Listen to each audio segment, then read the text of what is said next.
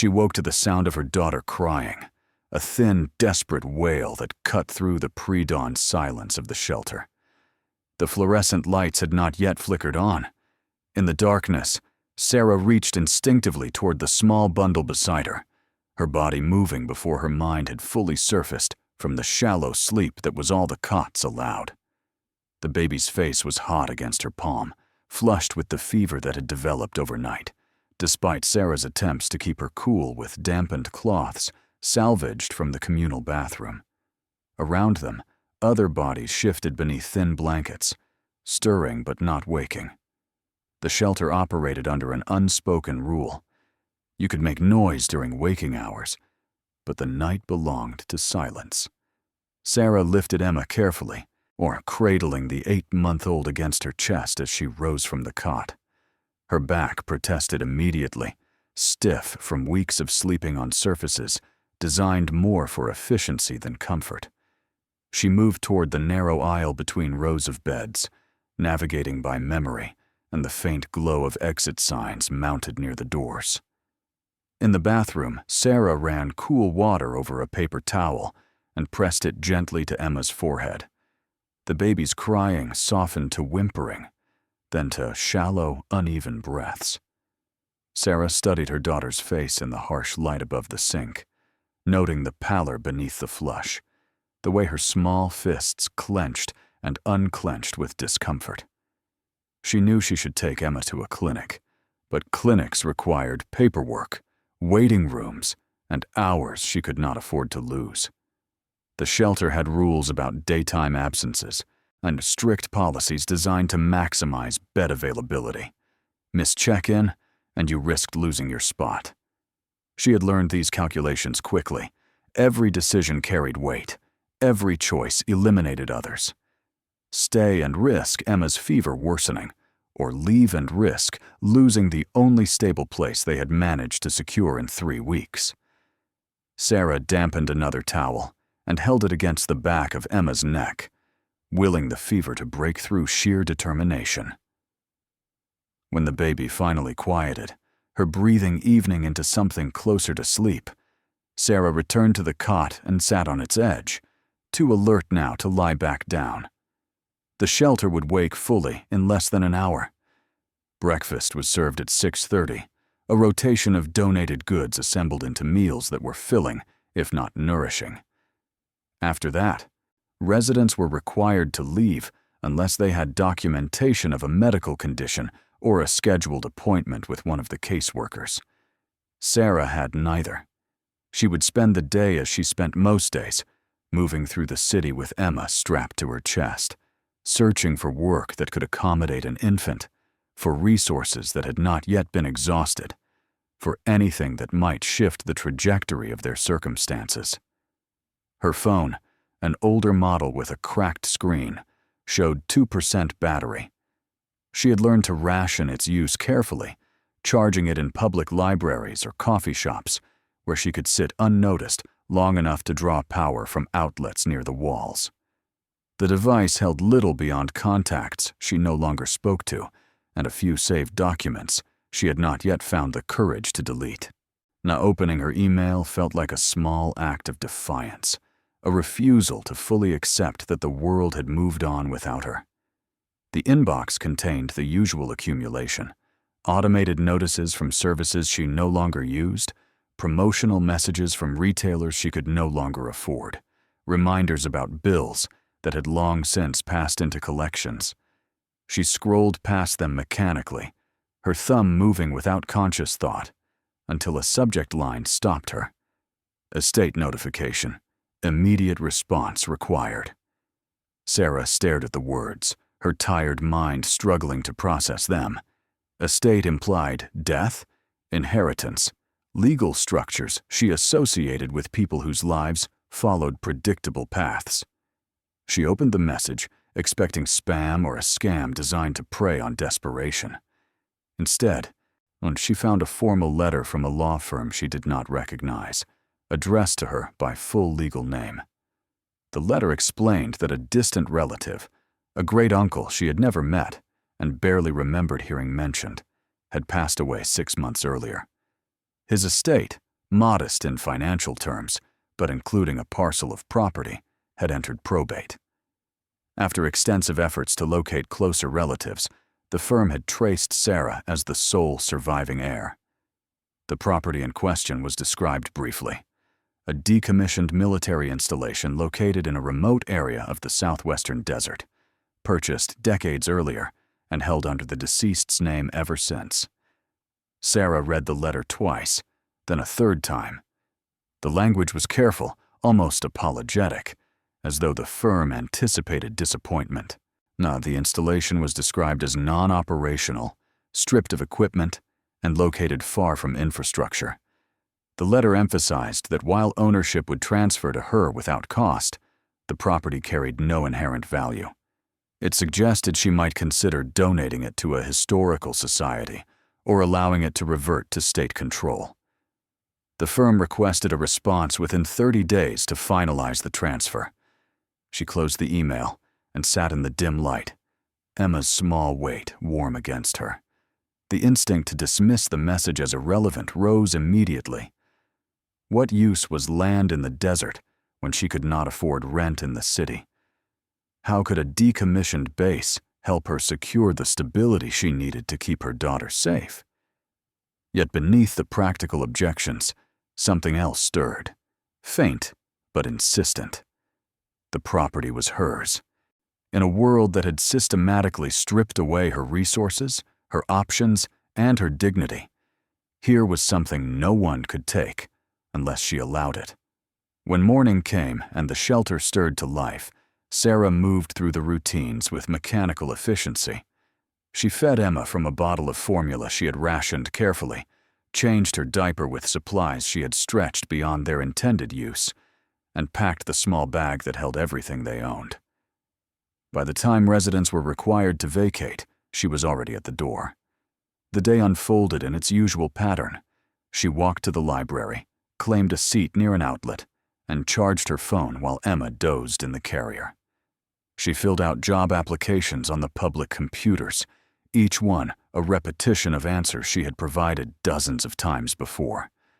The responses, when they came at all, were polite rejections. No childcare arrangements listed. Gaps in employment history too significant to overlook. References that led to numbers no longer in service. It was during a break from this routine, while sitting on a bench outside a convenience store where she had purchased a small container of milk for Emma, that Sarah allowed herself to think seriously about the inheritance. She opened the email again and read it more carefully, noting details she had skipped in her initial shock. The installation was accessible by road, though the route was described as poorly maintained. The structures on site were intact, but unmaintained. Utilities had been disconnected years earlier. The land itself covered several acres, isolated enough that neighbors were not a concern. Sarah tried to imagine it, sort of a place where no one would knock on the door demanding rent, where Emma could cry without disturbing others, where the rules were hers to make rather than someone else's to enforce. The image was fragile, easily shattered by practical considerations. No running water meant no way to sterilize bottles. No electricity meant no way to regulate temperature. The desert in summer could be lethal, especially for an infant. Yet the thought persisted, growing stronger the more she tried to dismiss it. That evening, when Sarah returned to the shelter for check-in, she encountered the first open resistance to what had been, until then, only a private consideration. The caseworker assigned to her file, a woman named Diane, who had always been professionally kind, but never warm, called her into the small office near the entrance. "I saw you were researching property records today," Diane said, her tone careful. The library computers logged search histories, a policy Sarah had not considered. "Is everything all right?" Sarah hesitated, then explained briefly. A relative had died. She had inherited land. It was not much, but it was something. Diane listened without interrupting, her expression neutral until Sarah finished. "Where is this property?" Diane asked. Sarah provided the location as described in the email. Diane's expression shifted subtly, from neutrality to something closer to concern.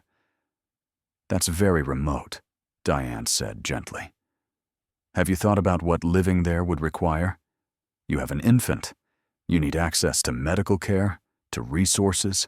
The desert isn't forgiving, especially not in summer." "I know," Sarah said quietly. "Oh, there are programs," Diane continued.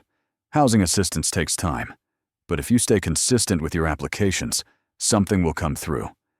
Leaving the city now, especially for a place with no infrastructure, it's not a solution. It's a risk." Sarah nodded, absorbing the words. She understood the logic.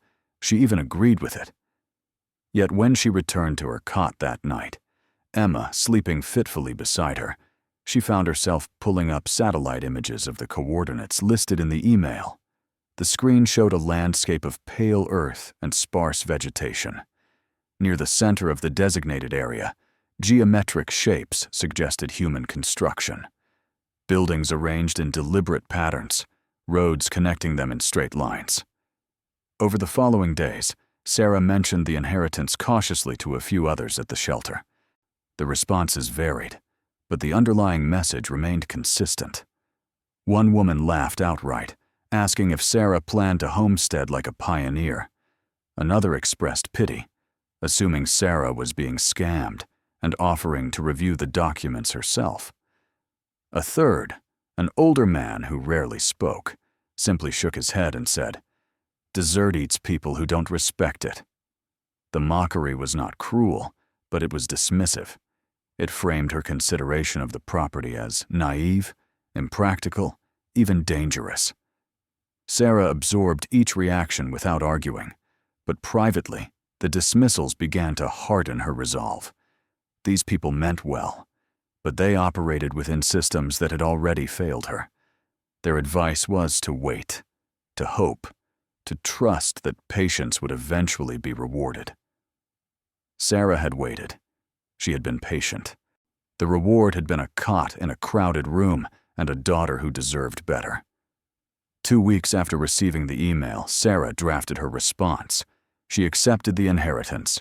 She requested any available documents about the property, including maps, structural assessments, and historical records. She asked whether the firm could facilitate a site visit, and if so, what arrangements would be necessary. The reply came quickly, almost as though it had been prepared in advance. The firm would handle the paperwork. They could provide basic documentation, but warned again that the site had not been inspected in years. A site visit could be arranged, though they strongly recommended she bring someone experienced with remote properties. Sarah had no one to bring. She had burned through the few relationships she had maintained after losing her apartment, the friends who had offered their couches until her presence became inconvenient, the family members who had provided temporary loans until their own finances tightened. She was alone in this, as she had been alone in most things since Emma's father had disappeared the day she told him she was pregnant. The decision to go was not a single moment of clarity, but a slow accumulation of small acceptances. She accepted that staying in the city guaranteed only continued instability. She accepted that the shelter, while better than the street, was not a place where she could build anything resembling a future. She accepted that the property, however inhospitable, represented a possibility the city no longer offered. Most importantly, she accepted that the risk of going might be no greater than the risk of staying. The logistics of departure were more complicated than she anticipated. She needed a vehicle, but she had no car and no money to rent one. Bus service to the region was limited, ending at a small town still 60 miles from the installation. From there, she would need to arrange private transport, a cost she could not afford. For a week, she considered abandoning the plan entirely, defeated not by doubt, but by the sheer mechanics of distance. The solution came from an unexpected source. A volunteer at the shelter, a man in his 70s, who donated his time driving residents to appointments, overheard Sarah discussing her situation with another resident. He approached her later, quietly, and offered a proposal, and he was planning a trip south to visit family and could detour through the area where the installation was located. He would not charge her, but he asked that she consider carefully whether she was prepared for what she might find. Sarah agreed. They arranged to leave the following week. In the days before departure, Sarah gathered what she could. A caseworker helped her obtain a small supply of infant formula and diapers from the shelter's emergency reserves. Another resident, hearing she was leaving, gifted her a battery-powered lantern and a box of matches. Diane, the caseworker who had initially counseled against the trip, pulled Sarah aside the night before she left and handed her an envelope. Inside was $200 in cash, donated anonymously. "I still think this is a mistake," Diane said, her voice low. "But I also know you've run out of options here. If you're going to do this, at least have something to start with." Sarah left the shelter before dawn on a Thursday morning. The volunteer, whose name was Robert, arrived in an aging sedan that smelled faintly of cigarettes and old upholstery. She secured Emma in the carrier and climbed into the passenger seat, her single bag resting at her feet. As they pulled away from the curb, Sarah looked back at the building that had sheltered them for nearly a month. It was not a place she would miss, but it had been something. Ahead lay uncertainty, and for the first time in longer than she could remember, that uncertainty felt less like a threat than like potential. The drive took most of the day. Robert was a steady, quiet presence, so offering occasional observations about the landscape, but never pressing conversation. They stopped twice for gas and once for food. Sarah used some of Diane's cash to buy sandwiches and a bottle of water. Emma fussed intermittently, but did not cry, as though sensing the seriousness of the journey. The highway narrowed as they moved south, the traffic thinning until long stretches passed, without another vehicle in sight. The landscape transformed gradually, from the congested sprawl of the city to flat agricultural land, then to the open desert. The earth here was pale and dry, dotted with scrub, and punctuated by distant rock formations that shimmered in the heat. The sky stretched vast and unbroken, a bleached expanse that pressed down with almost physical weight. They reached the small town in the early afternoon. It was a cluster of low buildings arranged along a single main street, their facades weathered by wind and sun. Robert stopped at a gas station and asked the attendant for directions to the installation. The attendant, a young man with sunburned forearms, studied them briefly before responding. "You mean the old Air Force site?" he asked. "That's been closed for years. Nothing out there but buildings and sand." Robert confirmed the location, and the attendant provided directions. The road leading to the installation was unmarked, he explained, but there was a turnoff about 10 miles east. It would be easy to miss if they were not watching for it. He added, almost as an afterthought, that the road was rough and that most people avoided it. "Why would anyone go out there now?" the attendant asked, his curiosity evident. She inherited it," Robert said simply. The attendant's expression shifted, surprise giving way to something closer to pity. "Good luck," he said, though his tone suggested he did not think luck would be enough. They left the town and followed the highway east. The turnoff, when it appeared, was exactly as described, easy to overlook. A narrow dirt road branched off from the pavement, disappearing into the scrub. No sign marked it, no indication of what lay beyond.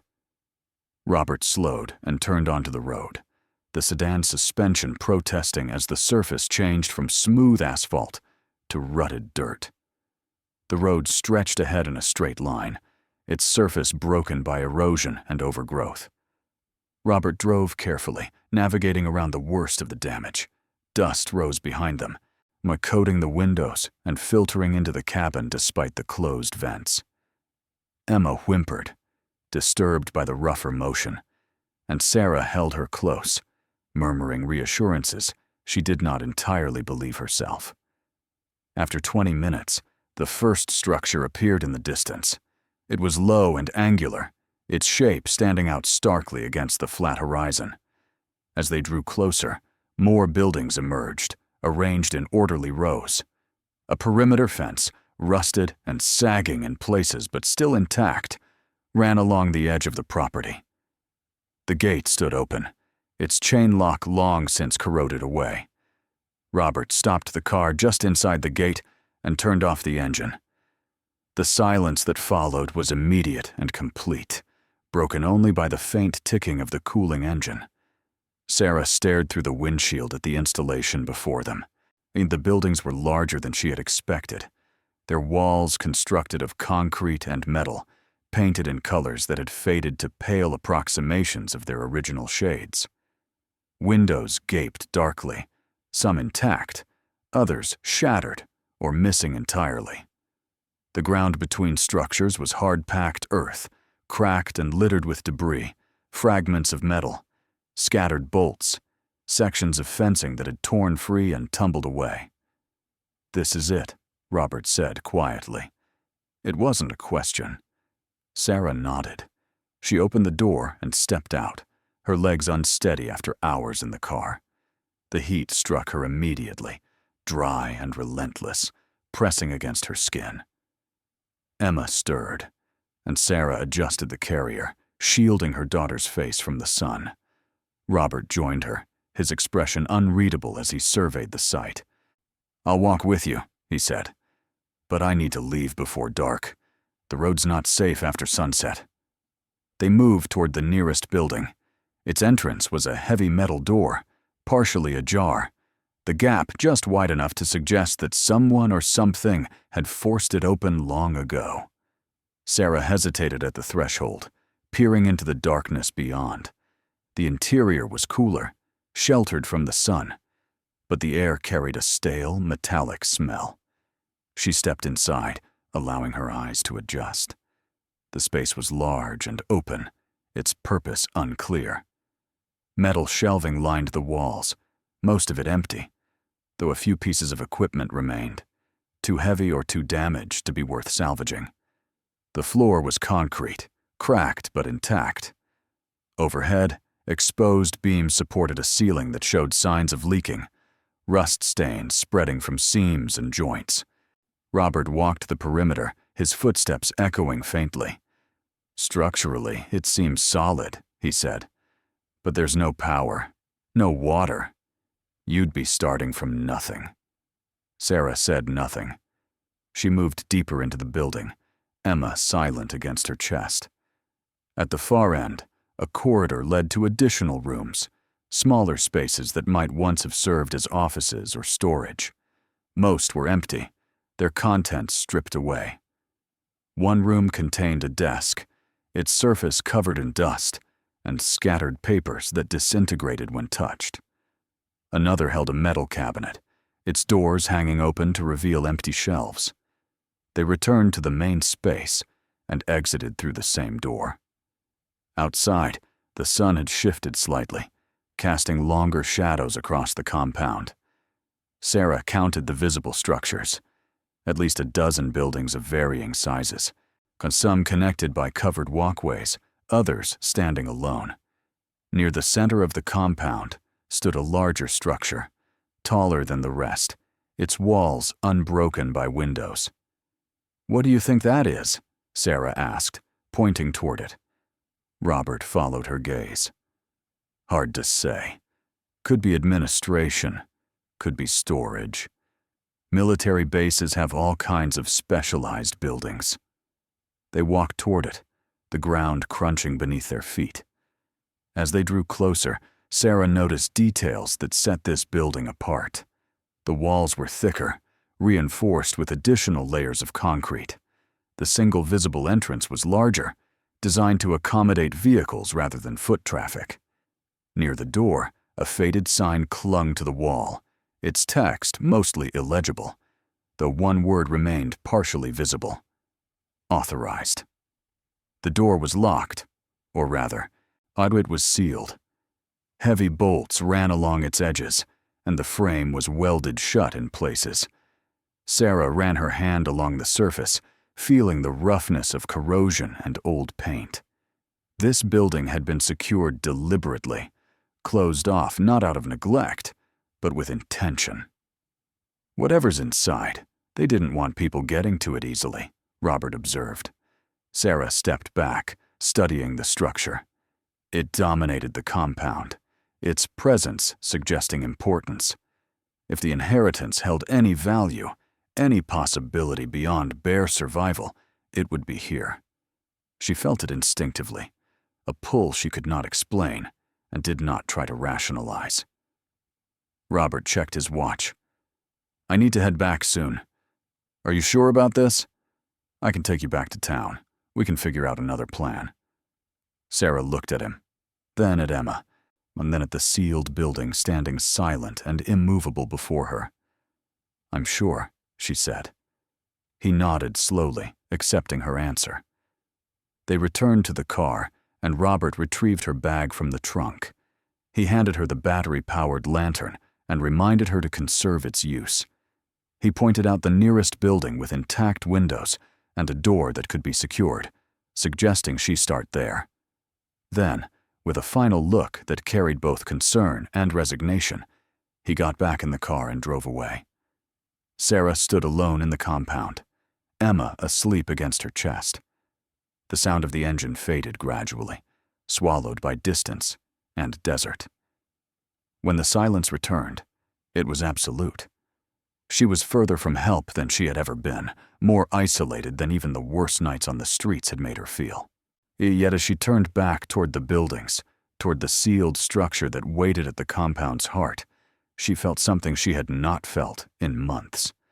She felt like she had arrived. The first night was the longest Sarah had ever experienced.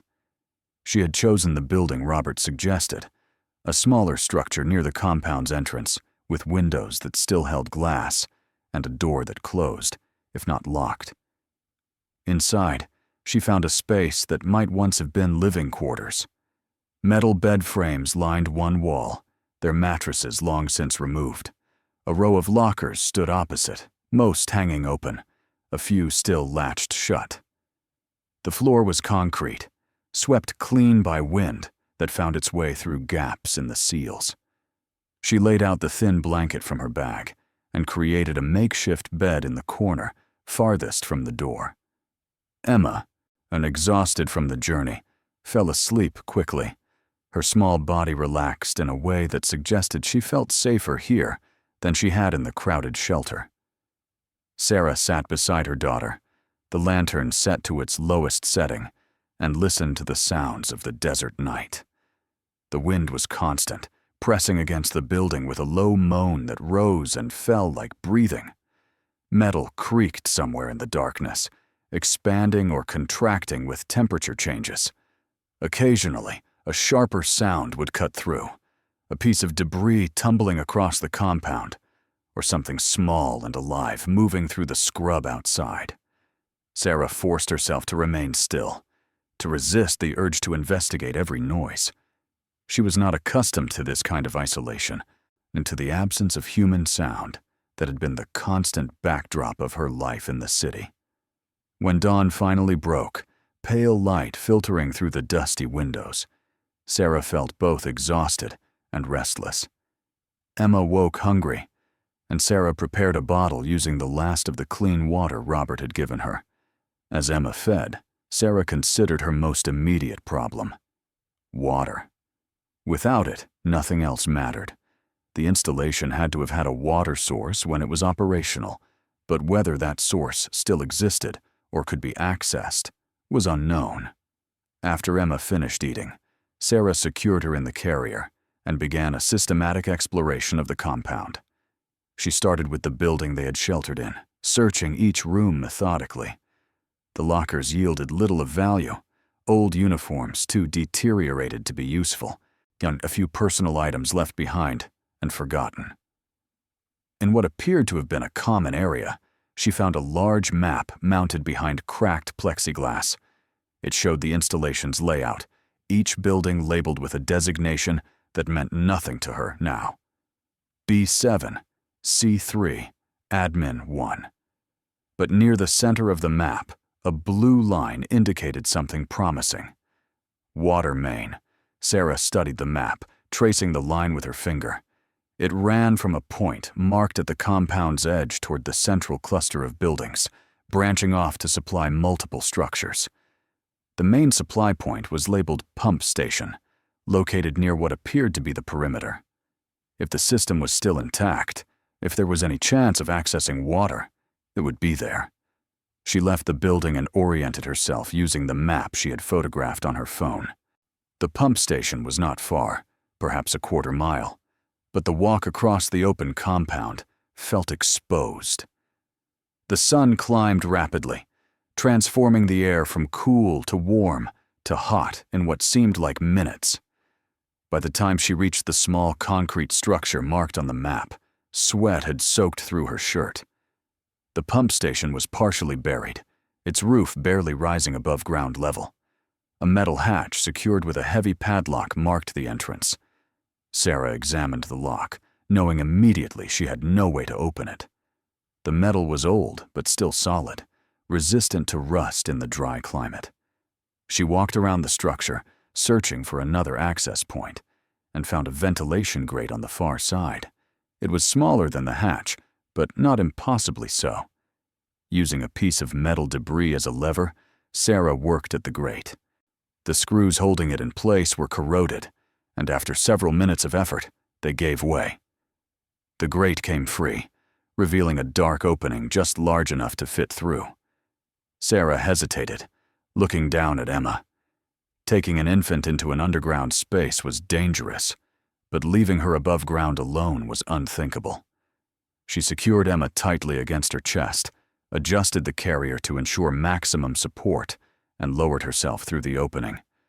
Her feet found a metal ladder, and she descended carefully, testing each rung before committing her weight. The space below was cool and dark, the air heavy with the smell of concrete and stagnant moisture. When her feet touched solid ground, she pulled out her phone and activated its flashlight. The pump station was surprisingly intact. Large pipes ran along the walls, connecting to a central pump mechanism that stood silent and dry. Sarah examined the equipment, her knowledge of such systems limited, but her desperation acute. She found a manual valve on one of the main pipes and tried to turn it. It resisted, frozen by years of disuse. She applied more pressure, her hands aching, until finally it moved. A quarter turn, then half, then fully open. Nothing happened. Sarah's heart sank. The pipes were dry, empty. Whatever water source had once fed them was either depleted or disconnected. She stood in the darkness, Emma warm against her chest, and felt the first real edge of panic since arriving. She had gambled everything on this place, and it was giving her nothing in return. But she forced herself to think rather than despair. The base had been operational once. Hundreds of people had lived here. I worked here. They had not trucked in all their water. There had to be a source, and if there was a source, there had to be a way to access it. She climbed back up the ladder, emerged into the blinding sunlight, and continued her search. The answer came from an unexpected direction. Near the far edge of the compound, well beyond the main cluster of buildings, Sarah found an area that looked different from the rest. The ground here showed signs of deliberate excavation, a wide depression surrounded by low berms of piled earth. At the center stood a concrete structure, smaller than the pump station, with a heavy lid secured by a simple latch rather than a lock. Sarah approached cautiously and lifted the lid. Inside was water. Not much, perhaps a few feet at the bottom of a deep cistern, but it was water. Clear enough to see through, and still enough to reflect the sky above. This was a reserve tank, she realized, built to hold emergency supplies. The main system might be dead, but this had been designed to survive independently. She had no rope, no bucket. Improvising, she removed her shirt and tied it to her bag's strap, creating a makeshift line. She lowered the bag into the cistern, let it fill, and hauled it back up. The water was cold and tasted faintly metallic, but it was drinkable. Sarah filled every container she had, including Emma's empty bottles, and carried them back to their shelter.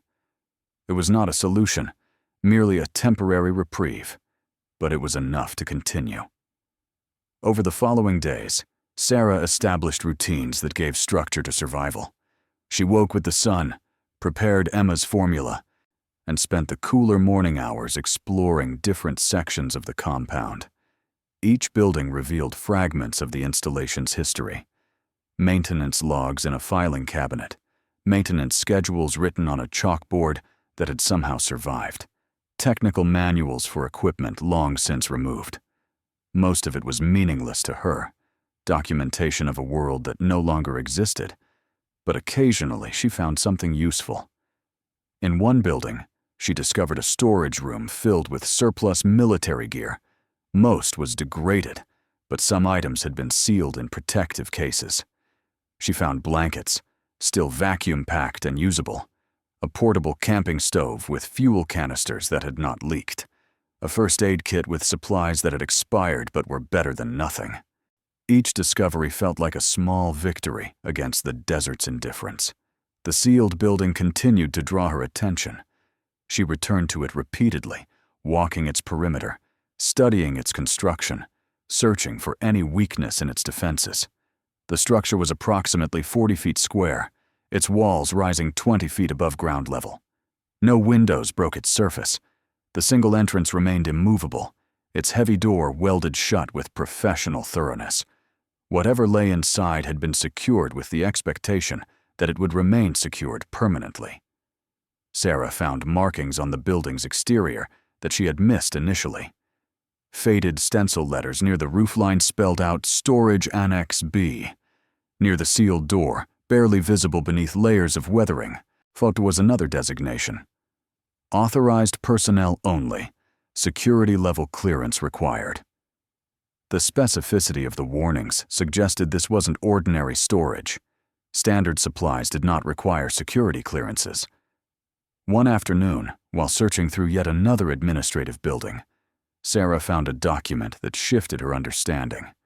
It was a transfer order, dated from the installation's final year of operation. The order listed items being relocated from Storage Annex B to an unspecified secure facility. The list was extensive, filling multiple pages with serial numbers, weights, and cryptic designations. Most meant nothing to her, but one category appeared repeatedly: numismatic holdings. Sarah looked up the term on her phone, using the last fragments of her battery before it died completely. Numismatic, or relating to currency? Coins. The installation had stored coins, not just any coins apparently, but significant enough quantities to warrant secure storage and careful documentation during decommissioning. She read further and found references to historical value and Federal Reserve transfer authorization. These were not ordinary coins. They were collector's items, rare pieces, currency that had value beyond its face denomination. But the transfer order was incomplete. The final page showed a handwritten note. Transfer postponed pending facility inspection. Items secured in situ until further notice. Sarah's hands trembled as she held the document. Postponed. Secured in place. That meant something had been left behind, stored in the sealed building, waiting for a transfer that had never been completed. She tried to contain her excitement, to temper it with rationality. The note was decades old. Anything could have happened in the intervening years. The transfer might have resumed later, the contents removed without updated documentation. The building might be empty or filled with worthless remnants. Yet the evidence suggested otherwise. If the contents had been retrieved, why weld the door shut? Why mark it as requiring security clearance? Abandoned buildings were simply abandoned, not sealed like vaults. That night, Sarah could not sleep. She lay beside Emma, listening to her daughter's soft breathing, and planned her next steps. Getting into the sealed building required tools she did not have, and skills she had never developed. She could not cut through welded steel. She could not break concrete. But the building had been constructed by humans, and human construction always had vulnerabilities, always had access points for maintenance and emergency situations. The following morning, she began a more detailed inspection. She walked the building's perimeter slowly, examining every inch of its surface. The walls were solid, but at ground level, where they met the foundation, she noticed something. Ventilation grates, small rectangular openings covered with metal mesh, positioned at regular intervals. They were designed to allow air circulation, preventing moisture buildup inside. Each grate was secured with bolts, but these were exposed to the elements, not protected like the main door. Sarah selected the grate that appeared most corroded and began working on it with a wrench she had found in one of the maintenance buildings. The first bolt resisted, but the second turned with difficulty, and the third broke free entirely. After an hour of effort, she removed the grate and peered into the dark opening beyond. The space inside was just large enough for her to squeeze through, but not large enough to bring Emma safely. She faced a choice. Wait until she could find someone to watch Emma, which meant returning to civilization and risking everything she had barely begun to build. Or proceed now, while the opportunity was clear, and trust that Emma would be safe in the shelter for the brief time Sarah needed to investigate. The decision felt impossible, each option carrying unacceptable risk. But Emma was sleeping peacefully. The shelter was secure, and the opening in the wall would not wait. Sarah made her choice.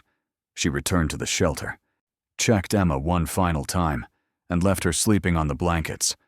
She moved quickly, driven by urgency and guilt in equal measure. At the sealed building, she squeezed through the opening, her body barely fitting, her shirt catching on rough edges. She dropped down onto a floor that was several feet below ground level, landing harder than expected. Darkness surrounded her, absolute and disorienting. She had brought the lantern, and its beam cut through the blackness, revealing a space far larger than she had anticipated. The interior was a single vast room, its ceiling high and crossed with support beams. Along the walls stood metal shelving units, industrial-grade structures designed to bear significant weight. Most were empty, their contents apparently removed during the incomplete transfer. But not all. At the far end of the room, now in a section separated from the rest by a chain-link partition, shelving units remained fully loaded. Sarah approached slowly, her light playing across rows of sealed containers. Metal boxes, uniform in size, stacked with military precision. Each bore a label with a serial number and a stamp indicating federal property. Her hand shook as she lifted one of the boxes. It was heavy, far heavier than its size suggested. She set it down and worked at the latch. The mechanism was stiff but functional, and after a moment it clicked open. Inside, nestled in protective foam, were clear plastic cases. She removed one and held it up to the light. The case contained a coin. Not modern currency, but something older, its surface gleaming despite the years. Sarah had no expertise in numismatics, no way to identify what she was looking at. But the weight and the preservation told her this was significant. She opened more boxes. Each contained similar cases, each case holding coins of varying denominations and eras.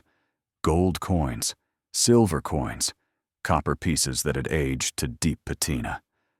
Some bore dates from the 1800s, others from the early 1900s. All were protected with a care that spoke to their value. Sarah's breath came faster as the realization settled over her. This was not a small oversight, a few forgotten items left behind in haste. This was a collection. The transfer order had described only a fraction of what she was seeing. Either the documentation was incomplete, or someone had made a decision to leave far more behind than official records acknowledged. And then they had sealed the building, hiding not just the contents, but the very fact that anything remained. She moved along the shelving, counting boxes, dozens, then hundreds. The partition held 10 rows of shelving, each row stacked floor to ceiling. She could not see to the back, could not determine how deep the storage went, but the visible volume alone suggested quantities that defied easy calculation. Sarah sat down, the weight of discovery pressing against her chest. She thought of Emma, sleeping alone in the shelter. She thought of the shelter itself, of the city they had left behind, of the caseworkers who had pitied her, and the neighbors who had mocked her for considering the desert. None of them knew. No one knew. For a long moment, she simply sat in the silence, surrounded by locked cases and sealed history. Then she stood, selected one of the smaller boxes, and carried it with her as she climbed back through the ventilation opening. The sun struck her like a physical blow after the cool darkness below. She ran across the compound, her lungs burning, and found Emma awake but calm, watching the shadows move across the ceiling. Sarah collapsed beside her daughter, the box clutched against her chest. She had entered the sealed building expecting nothing, hoping at best for salvage that might make survival slightly easier. Instead, she had found something that defied comprehension. The installation was not simply abandoned property, it was a repository, and she was its only guardian. That night, Sarah did not sleep. She sat with the box open before her, removing each coin carefully, studying them in the lantern light.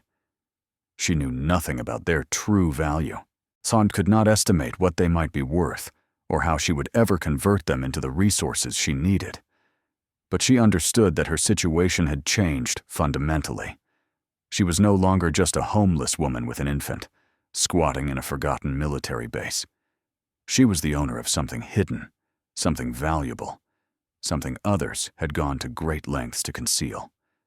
The question that kept her awake was not what she had found, but why it had been left behind, and whether anyone else knew it was still here.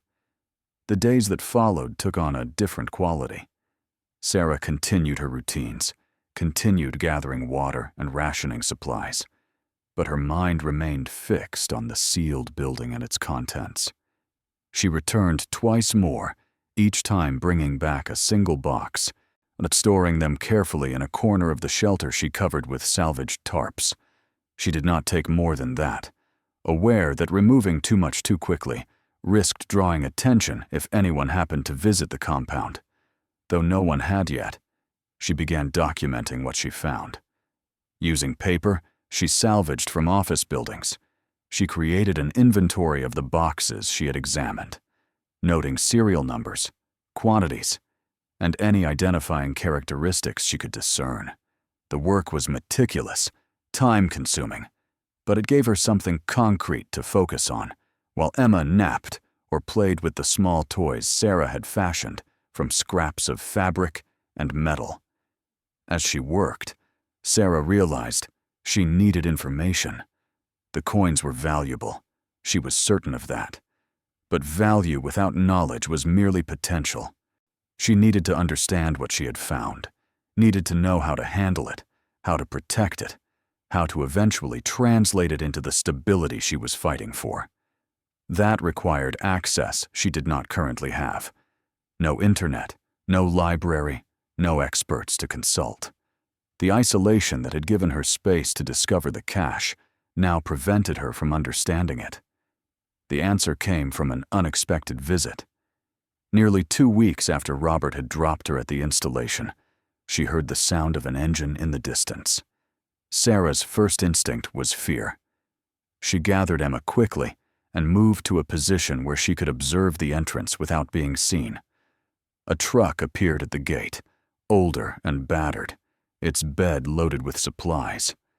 It parked near the entrance, and a man stepped out, shading his eyes as he surveyed the compound. Sarah recognized him after a moment. The gas station attendant from the town, the young man who had given Robert directions. He walked toward the nearest building, moving with the casual confidence of someone who had been here before. Sarah stepped out from her hiding place, Emma in her arms, and called out to him. He turned, startled, then relaxed slightly when he saw her. "Didn't think anyone was actually staying here," he said, approaching slowly.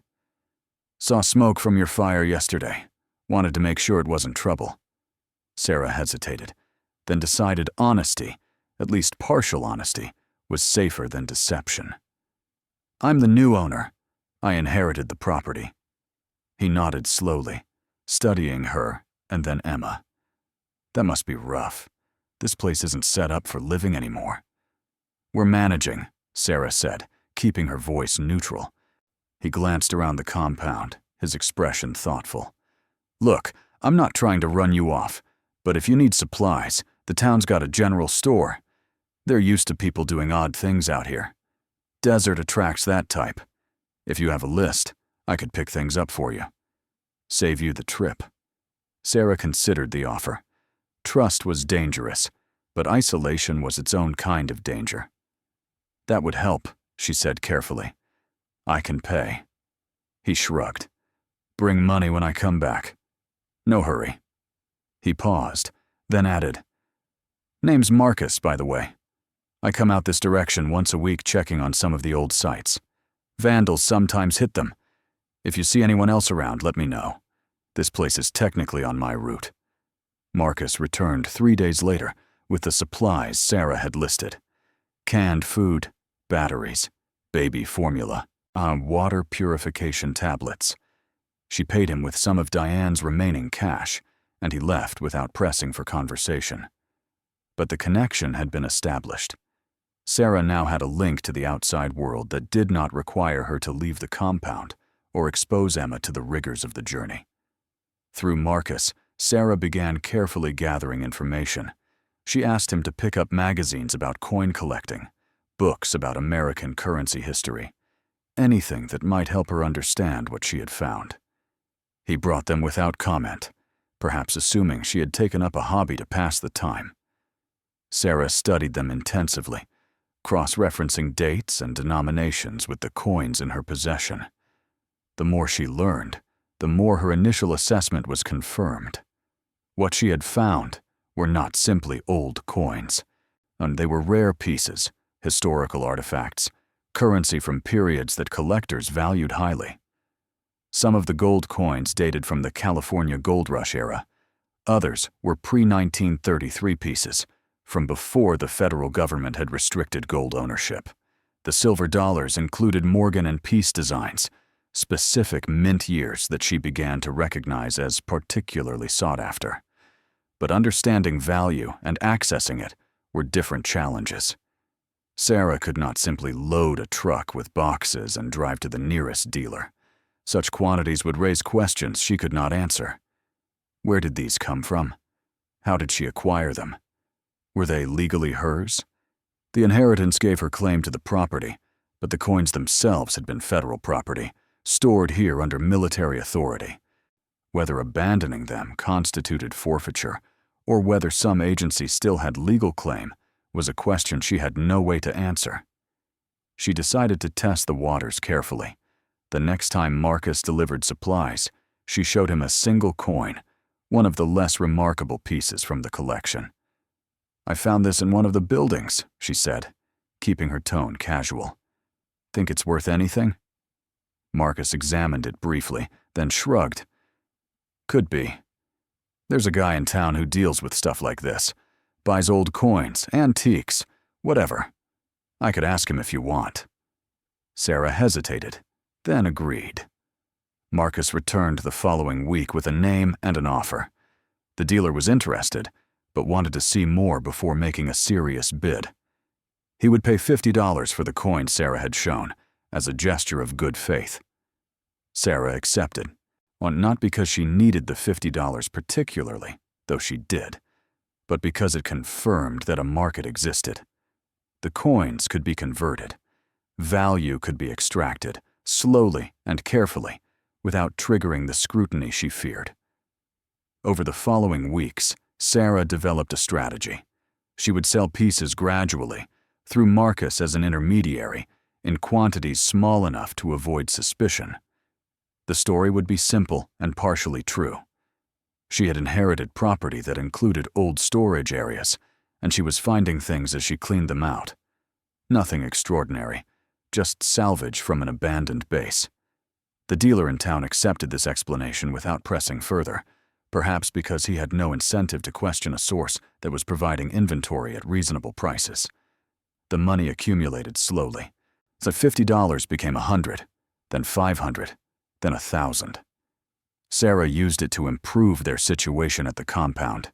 She purchased a solar panel and battery system, giving them electricity for lights and Emma's needs. She bought proper cooking equipment, a better mattress, clothes for Emma as she grew. Small improvements that made survival less desperate, that allowed Sarah to plan beyond the next day or week. But she remained acutely aware of the larger treasure still hidden in the sealed building. The boxes she had taken represented a fraction of a percent of what remained.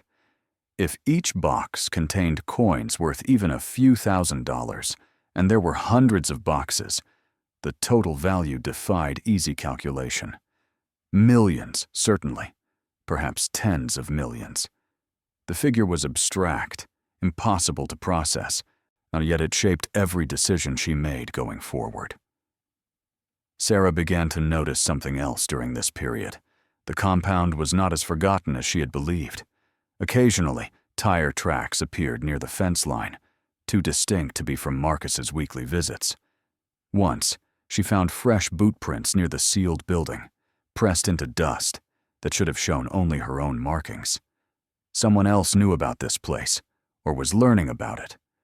Whether they knew about the contents of the sealed building was impossible to determine, but their presence was a reminder that secrets, even those buried in the desert, did not remain hidden forever. One night, Sarah woke to the sound of a vehicle approaching. It was late, well after midnight, and no one had reason to visit at such an hour. She moved to the window and watched as headlights swept across the compound. A truck, different from Marcus's, stopped near the gate. Two figures exited and walked toward the buildings, their movements purposeful.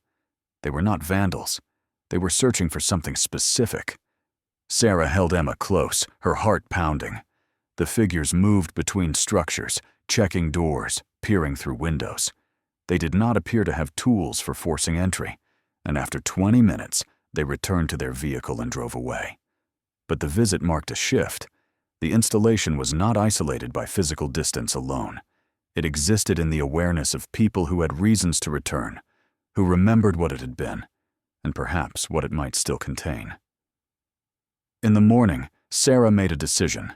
She would not wait to be discovered, and she would not allow fear to trap her into passivity. The coins were hers by right of inheritance, by right of discovery, and by right of need.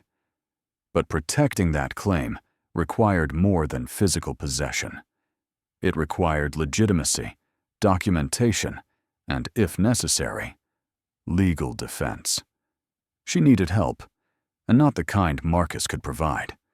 Using her recharged phone and the weak cell signal she could sometimes capture from a high point near the compound's edge, Sarah began searching for attorneys who specialized in estate law and property rights. She found a firm 2 hours away that offered free initial consultations. She called, explained her situation in the most basic terms: property inheritance, questions about items found on site, and scheduled an appointment. 3 days later, Marcus drove her and Emma to the meeting. The attorney, a woman in her 50s named Linda Reeves, listened to Sarah's story with professional neutrality.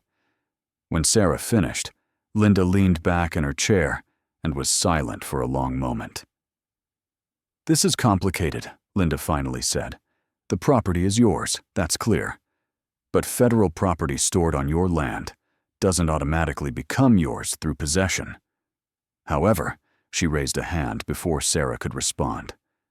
Abandoned federal property is a different matter.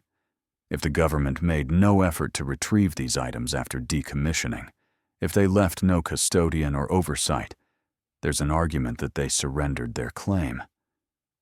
"What do I need to do?" Sarah asked. Linda considered. "Document everything. Photograph the storage area, create detailed inventories, establish a timeline showing how long these items have been abandoned. So then we file a claim with the appropriate federal agency, declaring the property and requesting clear title. They'll either contest it, which seems unlikely given the administrative costs involved, or they'll formally release their claim. Either way, you establish legal standing." "And if they contest?" Sarah asked. "Then we argue abandonment and adverse possession. It's not a guaranteed win, but you'd have a legitimate case. The key is to act first, to establish yourself as the rightful claimant before anyone else can challenge you." Sarah left the meeting with a clear path forward, but also with the understanding that walking that path would draw attention. Once federal agencies were notified, once claims were filed, privacy ended.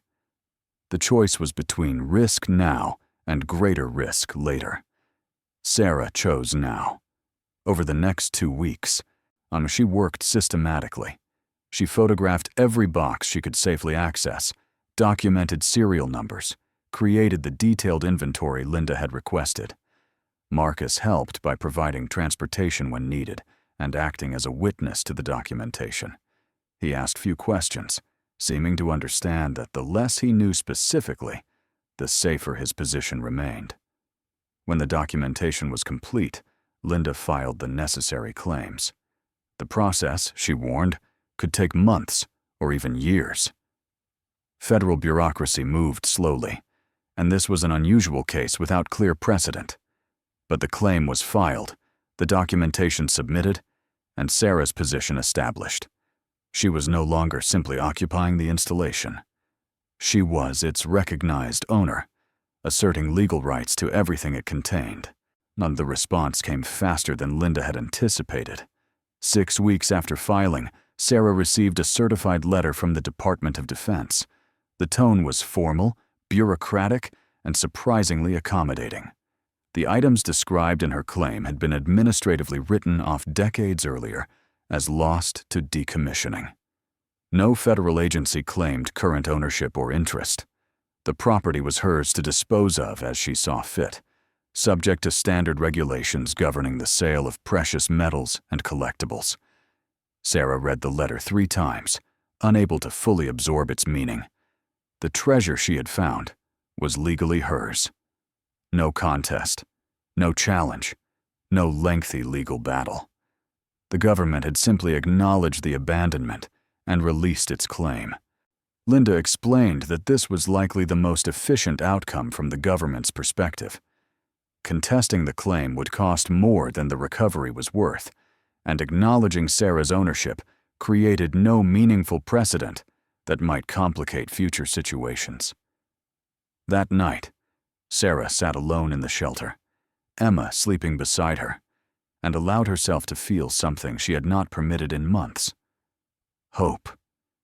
Not the desperate hope of someone clinging to survival, but the settled, certain hope of someone who had crossed a threshold into security. The coins could be sold properly now, openly, with full legal authority. Their value could be assessed by professionals, converted to currency, invested in a future for Emma that did not depend on chance or charity. But even as she felt that hope settling in, another emotion emerged alongside it. Responsibility. What she had found was not simply wealth, it was history, preserved by accident or design, now placed in her hands. How she chose to handle it would determine not just her future and Emma's, but what would be preserved and what would be lost. The weight of that responsibility felt heavier than the poverty she was finally escaping. As the compound settled into the quiet of deep night, Sarah made a promise to herself. She would not squander this. She would not let desperation or inexperience cause her to undervalue what she had been given. She would be careful, methodical, and deliberate. And she would ensure that Emma, who had endured so much in her short life, would never again know the fear of having nowhere safe to sleep. The sealed building stood silent in the darkness, though its contents waiting. Tomorrow, Sarah would return to it, not as a desperate woman searching for survival, but as the rightful owner of something extraordinary. The transformation was not complete, but it had begun. The transformation did not happen overnight. Linda had made that clear from the beginning.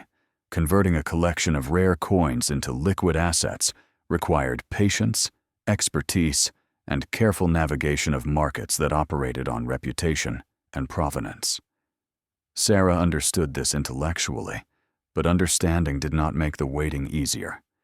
Each day felt suspended between the life she was leaving behind and the one she could not quite yet claim. The first step was authentication. Linda connected Sarah with a numismatic expert from Phoenix, a man named Dr.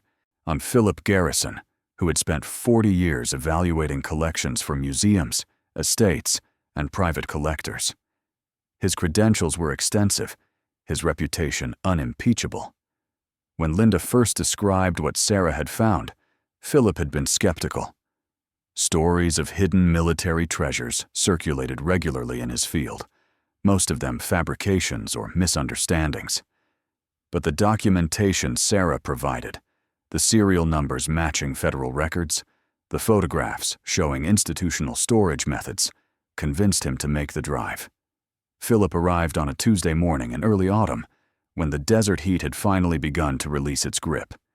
He was older than Sarah expected, perhaps 70, with silver hair and hands that moved with the careful precision of someone accustomed to handling fragile, valuable things. The Marcus had driven him out from town, and as Philip stepped from the truck, his eyes immediately went to the sealed building. "That's where they are?" he asked, his voice quiet but intent. Sarah nodded. Over the past weeks, she had worked to make the building more accessible, installing a proper door in place of the welded entrance, adding lighting powered by her solar system. The ventilation grate she had first crawled through remained, a reminder of how this had all begun, but it was no longer the only way inside. They entered together, Philip moving slowly as his eyes adjusted to the interior. When he saw the rows of shelving, the hundreds of boxes still stacked in precise military order, he stopped walking entirely. For a long moment, he simply stood and stared, his expression unreadable. Then he approached the nearest shelf and removed one of the boxes Sarah had not yet opened. He worked with methodical care, examining the exterior markings, photographing the labels, documenting the seals before breaking them. When he finally opened the case and removed the first coin, his hands trembled slightly. He held it up to the light, studied it through a jeweler's loupe, and then set it down gently on the clean cloth he had spread across a folding table Sarah had provided. "This is a 1907 St. Gaudens double eagle," Philip said, his voice barely above a whisper. "High relief. One of the most beautiful coins ever minted by the United States. In this condition..." He paused, running calculations Sarah could not follow. Conservatively, $40,000, possibly more at auction. Sarah felt her legs weaken. She sat down on a metal stool, Emma secured in the carrier against her chest. "There are more," she said. "Many more." Philip spent the next 6 hours examining coins. He worked in silence, broken only by occasional murmurs of recognition or surprise. He documented each piece, photographing both sides, recording weights and measurements, noting mint marks and conditions. Sarah watched, understanding little of the technical details, but absorbing the gravity with which he treated each item. This was not merely money. These were artifacts, pieces of history that had survived decades of darkness to emerge into light once more. When Philip finally stopped, exhausted and overwhelmed, he sat across from Sarah and removed his glasses to rub his eyes. "I need to be honest with you," he said. What you have here exceeds my ability to properly evaluate alone. This isn't a collection. It's an archive. Some of these pieces I've only seen in museum catalogs. The quantities involved, the preservation, the range of denominations and periods. This is extraordinary." "How extraordinary?" Sarah asked, though she was not sure she wanted to know. Philip was silent for a long moment, choosing his words carefully. "Based on what I've examined today, and extrapolating from what remains unopened, you're looking at a collection worth somewhere between $250 million and $350 million. The number hung in the air between them, too large to process, too abstract to feel real. Sarah's first thought was that he had made a mistake, miscalculated by a decimal point, or confused individual value with aggregate totals. But Philip's expression was serious, certain. He had been evaluating collections his entire professional life. He knew what he was seeing. "That's impossible," Sarah said, her voice flat. "It's improbable," Philip corrected gently. "But not impossible. The federal government accumulated significant numismatic holdings over the years, sometimes through seizures, sometimes through systematic collecting for archival purposes. When military installations were decommissioned, these holdings were supposed to be transferred to Federal Reserve banks or the Treasury Department. But bureaucracy is imperfect, especially during periods of rapid downsizing. Things were overlooked, transfers were postponed, documentation was lost. What you found is the result of that imperfection." Sarah looked at Emma, who had fallen asleep against her chest, unaware that her life had just been fundamentally altered. "What do I do?" she asked. Philip leaned forward, his expression earnest. "You take this slowly. You don't rush. You assemble a team of experts, not just numismatists, but also tax attorneys, financial advisors, security consultants. You create a proper inventory, which will take months. You decide which pieces to sell and which to potentially donate for tax advantages. You protect yourself and your daughter from the attention this will inevitably bring. And you understand that what you have is both a blessing and a burden." Over the following weeks, Sarah did exactly as Philip advised. She assembled a team, some carefully vetted through Linda's connections and Philip's professional network. Each expert signed confidentiality agreements before being brought to the site. The compound, once so isolated and forgotten, became the focus of intense but quiet activity. A security firm was hired to install proper systems, cameras, and sensors that would alert Sarah to any unauthorized presence. A climate control system was brought in to protect the coins from the desert's temperature extremes. Conservators arrived to assess the collection's condition and recommend preservation methods. Slowly, methodically, the full scope of what Sarah possessed came into focus. The inventory process revealed details that even Philip's initial assessment had not captured. Among the standard rare coins were pieces of extraordinary historical significance. A 1933 double eagle, one of only a handful known to exist legally. Several 1804 silver dollars, coins so rare that museums competed for the chance to display them. Gold certificates from the 1800s that had been thought entirely lost to history. Each discovery added not just monetary value, but historical weight to the collection. As the team worked, word began to spread despite the confidentiality agreements. The numismatic world was small, and a discovery of this magnitude could not remain entirely secret. Inquiries started arriving through Philip and Linda. Collectors and institutions wanting to know if rumors were true, if pieces might be available for purchase or loan. Sarah declined all such requests initially, focusing on completing the inventory before considering any sales.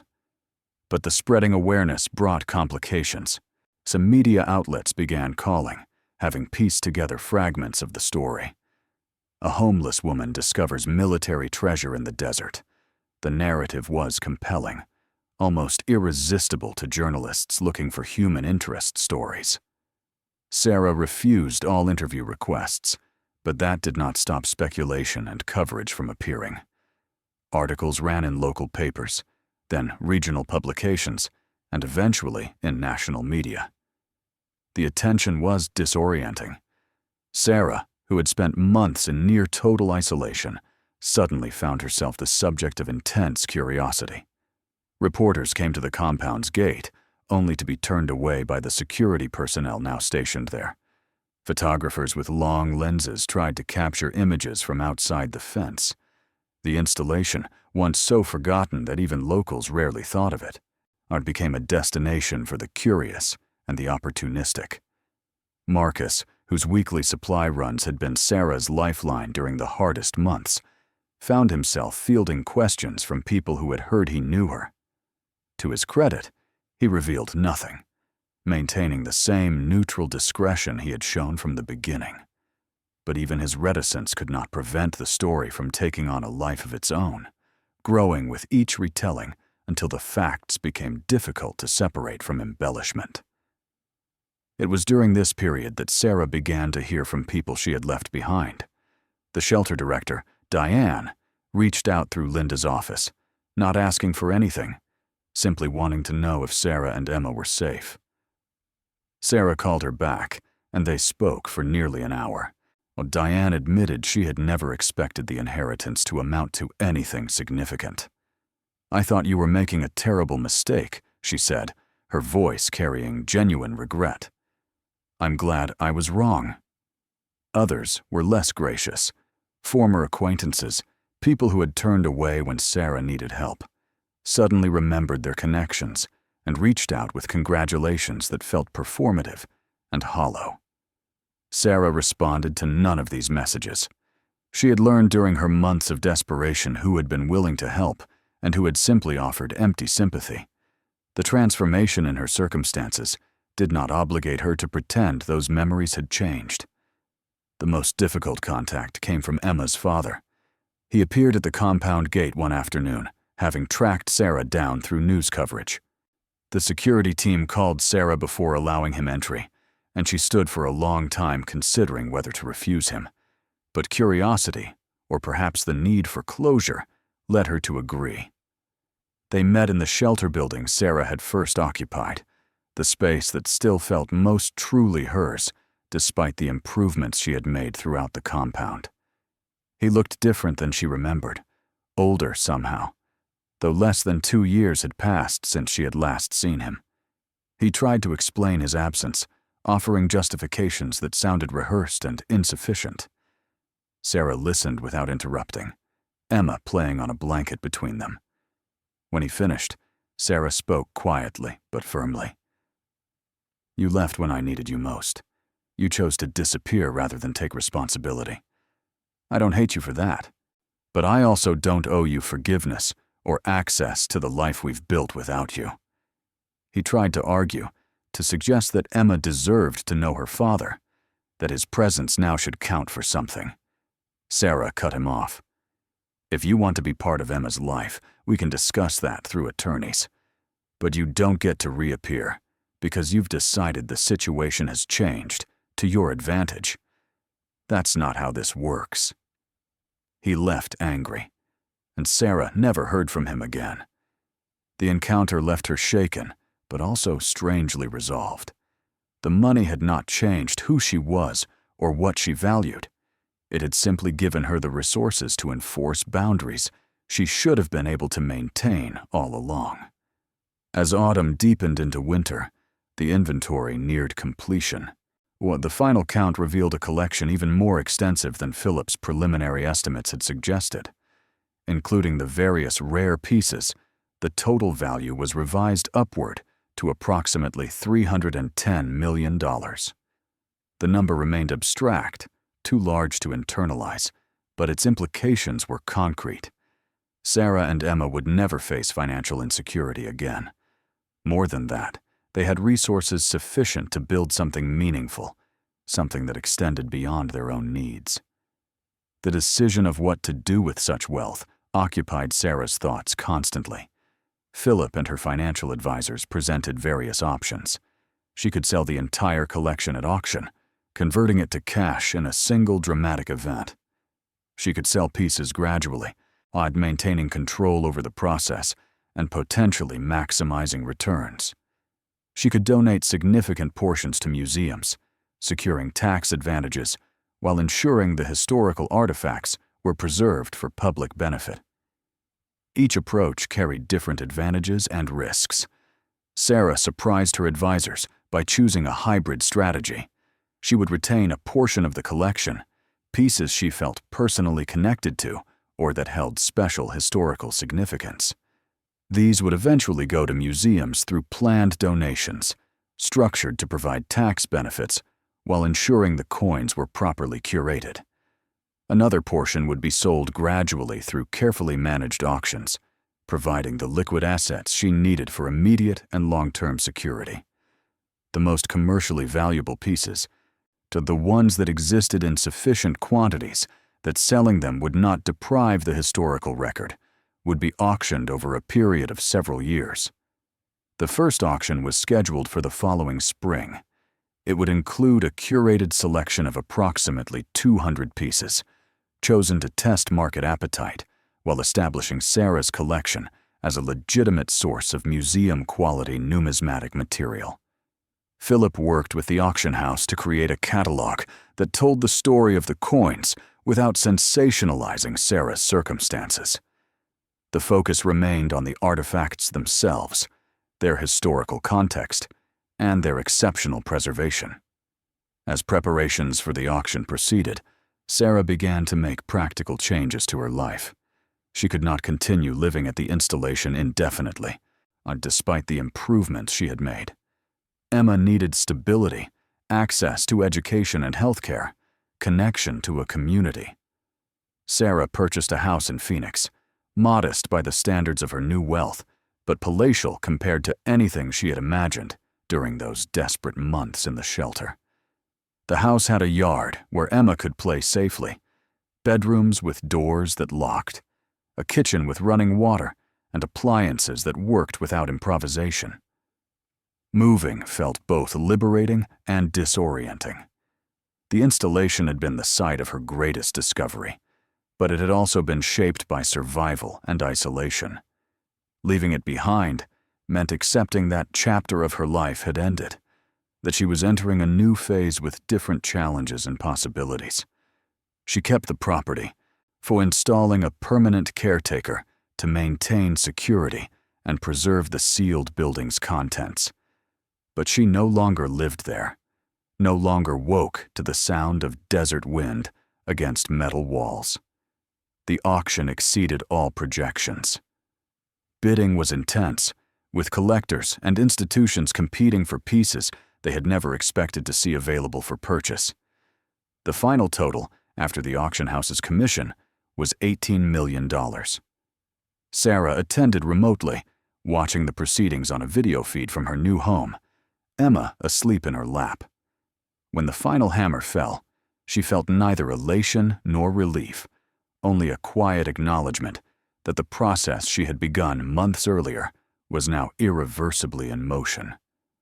The money was deposited into accounts managed by the financial team she had assembled. Most was invested conservatively, unstructured to provide long-term security and growth.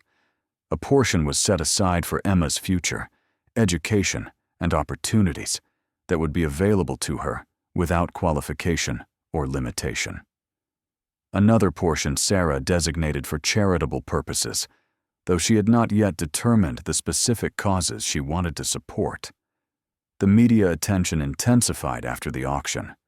Sarah's story was no longer just about discovery, but about transformation, about a woman who had been homeless and desperate, becoming one of the most significant numismatic sellers in the country. Requests for interviews multiplied, and this time, Sarah accepted a select few.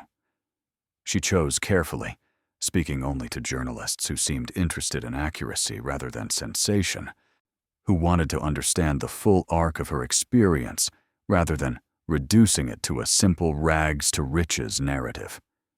In these interviews, Sarah was careful about what she revealed. She talked about the desperation of homelessness, about the shelter that had provided temporary refuge, about the inheritance that had seemed worthless until it proved otherwise. But she did not discuss the specific location of the installation, did not reveal details that might endanger the security of what remained. She acknowledged the extraordinary value of what she had found, but emphasized that the true treasure had been the chance to provide for her daughter, to build a foundation of security that had been denied to her through no fault of her own.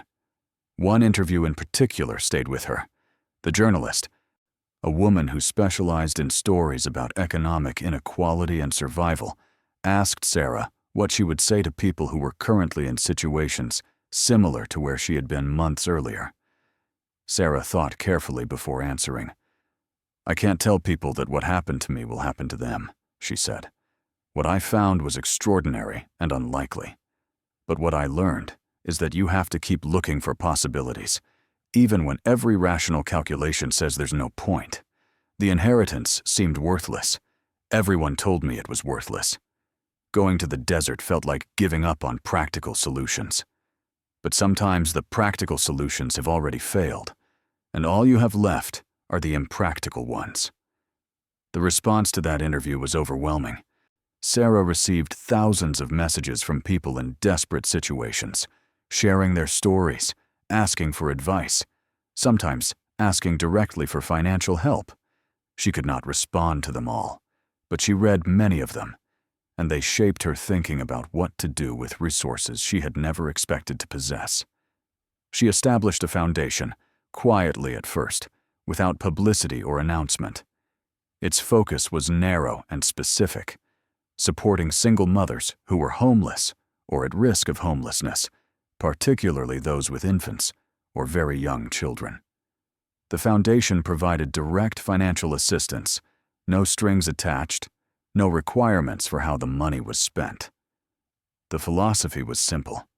People in desperate situations needed resources, and not judgment or mandated participation in programs that might or might not address their specific needs. The foundation was funded initially with $10 million from Sarah's auction proceeds. It was administered by professionals who understood poverty and housing insecurity, people who had worked in shelters or social services and knew the gaps in existing systems. Sarah remained involved, but did not seek recognition or control. She had lived the experience these programs aimed to address. She knew what had helped and what had felt like bureaucratic obstacles disguised as assistance. As the months passed and the foundation began its work, Sarah received reports about the families it had helped. A single mother in Seattle who used emergency funds to keep her apartment after a medical crisis. A woman in Atlanta who was able to leave an abusive relationship because she had money for deposits on a new place. A family in rural Nevada who avoided eviction and used the breathing room to find stable employment. Each story was individual, specific, and none of them replicated Sarah's extraordinary discovery. But all of them represented the difference between disaster and survival. And that difference was what the foundation was designed to provide. Word of the foundation spread gradually, carried by the people it helped and the organizations it partnered with. Sarah received messages thanking her, but also challenging her, asking why she had not done more, criticizing specific decisions about funding priorities or administrative structures. She accepted the criticism as part of the process, now understanding that no intervention was perfect and that people in desperate situations had every right to demand more from those with resources to give. Emma's second birthday arrived in early spring, marking a year since Sarah had first arrived at the installation. The contrast between that desperate arrival and their current circumstances was almost impossible to comprehend. They celebrated with a small party at their Phoenix home, attended by a few people Sarah had come to trust. Marcus drove up from the town near the installation, bringing a hand-carved wooden toy he had made himself. Linda came with her family, and Philip arrived with a gift that made Sarah laugh, a children's book about a girl who discovers treasure in unexpected places. During the party, as Sarah watched Emma toddle between guests, she felt the full weight of what the past year had meant. They had survived. More than survived, they had transformed circumstances that should have destroyed them into something stable and hopeful. But Sarah was also aware that the story was not finished, that wealth brought responsibilities she was still learning to navigate, that Emma would grow up with advantages, but also with the knowledge of where they had come from and what had been required to get here. As the guests departed and evening settled over Phoenix, Sarah sat in Emma's room while her daughter fell asleep. She thought about the sealed building in the desert, still holding millions of dollars in rare coins, waiting for the gradual process of authentication and sale to continue. She thought about the shelter where they had spent those desperate weeks, and about Diane and the other caseworkers who did their best within systems that were never adequate. She thought about the people her foundation was helping, and the vast numbers it could not reach, and the structural problems that created homelessness in the first place. The money had solved Sarah's immediate problems, but it had also revealed how many problems money alone could not solve. Still, it was something. She had something to give now, something beyond her own struggle to survive. That counted for more than the dollar value of any coin in the collection. It was the real treasure she had discovered, not the gold and silver hidden in darkness, but the capacity to make other people's darkness a little less absolute. One afternoon in late spring, Sarah drove back to the installation. She had not visited in months, out trusting the caretaker to maintain security and handle the logistics of inventory management.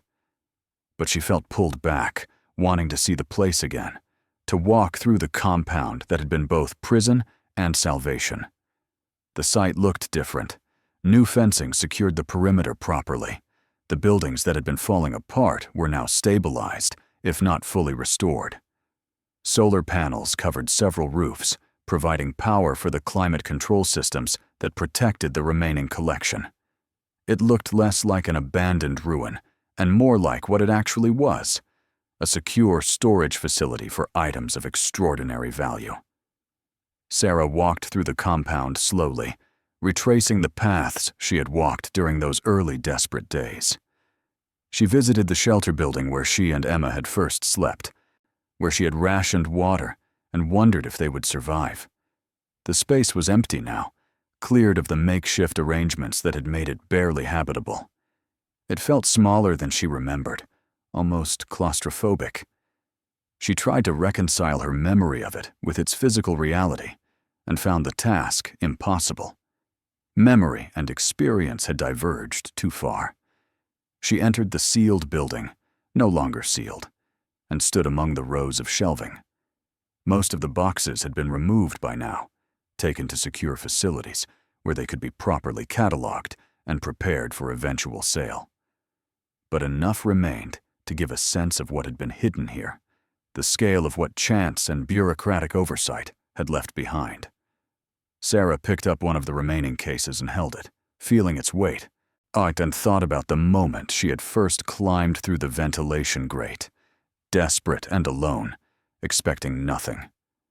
What if she had not found this? The question came unbidden, and Sarah let herself consider it honestly. She would have continued surviving somehow, through shelters and charity, through whatever work she could find that accommodated Emma. They would have endured, probably, though the margin between endurance and catastrophe would have remained razor-thin indefinitely.